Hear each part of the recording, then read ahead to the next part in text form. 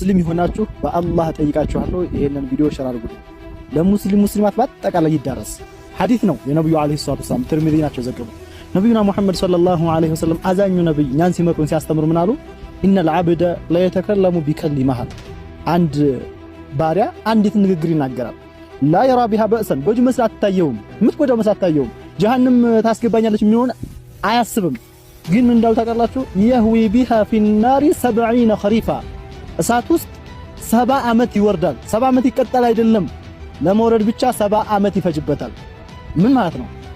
ይሄ ሙስሊም በዚች ባንዲት ቃል ምክንያት ከኢስላም ወጥቶ አላህን ተሳድቦ በኢስላም አንቋሾ ለመቀለል ለማሳት ብሎ ከኢስላም ይወጣና ጀሃነም ይጣልና መጨረሻው ለመድረስ 70 አመት ይፈጅበታል ሙስሊምማ ኸሪፍ 40 አመት የተባለውን እንኳን አይገባም ሙስሊም የሆነ ሰው ጀሃነም ውስጥ ኸሪፍ 40 አመት የሚወስድ ጀሃነም ሸለቆ ነው ጀሃነም ውስጥ ኸሪፍ መጨረሻው አይደርስም ሙስሊም ያ ሙስሊም የነበረ ሰው 70 አመት ጀሃነም የተሽከረከረው በዛች ለመቀለል ለማሳቅ ብሎ በኢስላም ላይ በአላህ በመላእክቶቹ በነቢያቶች አንቋሾ እስልምናውን አጥቶ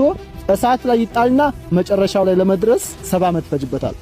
አብዱላህ አህመድ ሙሐመድ ፋጢማ ኸዲጃ በመባል ብቻ ሙስሊም መሆን የለም ያ ኢኽዋን ስለዚህ ምላሳችንን መቆጠብ አለብን በአላህ ላይ በኢስላም በነቢያቶች በመላእክቶች ማሾፍ መቀለድ ማንቋሸሽን መጠንቀቅ አለብን ይሄ ቪዲዮ ለብዙ ሙስሊም እንዲደርስ ሁላችሁም ላይክ ሼር አድርጉ አትጎዱም ተጠቀሙበታላችሁ